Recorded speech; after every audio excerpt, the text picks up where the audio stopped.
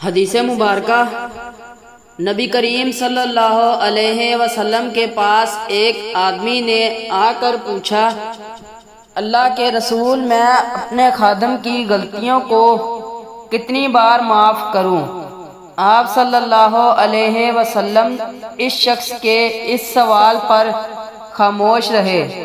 اس نے پھر پوچھا، اللہ کے رسول، میں اپنے خادم کی غلطیوں کو کتنی دفعہ معاف کروں؟ آپ صلی اللہ علیہ وسلم نے فرمایا، ہر دن 70 بار معاف کرو۔ سنن ترمذی 1949۔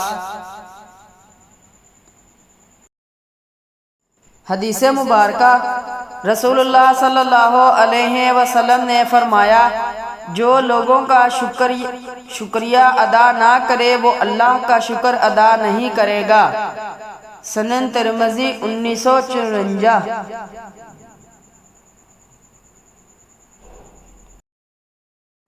حدیث مبارکہ رسول اللہ صلی اللہ علیہ وسلم نے فرمایا، اللہ کے نزدیک سب سے بہتر دوست وہ ہے جو لوگوں میں اپنے دوست کے لیے بہتر ہے، اور لوگوں کے اور اللہ کے نزدیک سب سے بہتر پڑوسی وہ ہے جو اپنے پڑوسی کے لیے بہتر ہے۔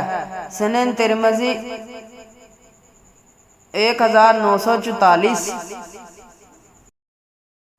حدیث مبارکہ میں نے رسول کریم صلی اللہ علیہ وسلم کو فرماتے ہوئے سنا، وہ شخص جھوٹا نہیں ہے جو لوگوں کے درمیان صلح کرائے اور وہ خود ایک طرف سے دوسرے کے بارے میں اچھی بات کہے، یہ اچھی بات بڑھا کر بیان کرے۔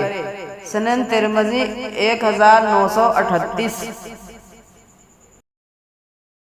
حدیث مبارکہ رسول اللہ صلی اللہ علیہ وسلم نے فرمایا، صرف 2 آدمیوں پر رشک کرنا چاہیے، ایک اس آدمی پر جس کو اللہ تعالیٰ نے مال دیا اور وہ اس میں سے رات دن اللہ کی راہ میں خرچ کرتا ہے، دوسرا اس آدمی پر جس کو اللہ تعالیٰ نے علم قرآن دیا اور وہ رات دن اس کا حق ادا کرتا ہے۔ سنن ترمذی 1936۔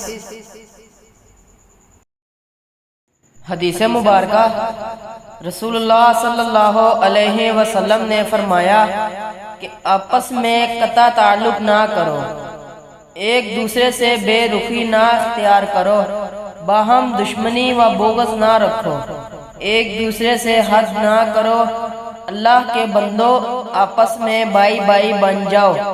کسی مسلمان کے لیے جائز نہیں کہ 3 دن سے زیادہ اپنے مسلمان بھائی سے سلام کلام بند رکھے۔ سنن ترمذی 1935۔ حدیث مبارکہ رسول اللہ صلی اللہ علیہ وسلم نے فرمایا، ایک مومن دوسرے مومن کے لیے عمارت کی طرح ہے، جس کا ایک حصہ دوسرے حصے کو مضبوط کرتا ہے۔ سنن ترمذی 1928۔ حدیث مبارکہ رسول اللہ صلی اللہ علیہ وسلم نے فرمایا، صرف 3 جگہ پر جھوٹ جائز اور حلال ہے، ایک یہ کہ آدمی اپنی بیوی سے بات کرے تاکہ اس کو راضی کر لے، دوسرا جنگ میں جھوٹ بولنا، اور تیسرا لوگوں کے درمیان صلح کرانے کے لیے جھوٹ بولنا۔ سنن ترمذی 1939۔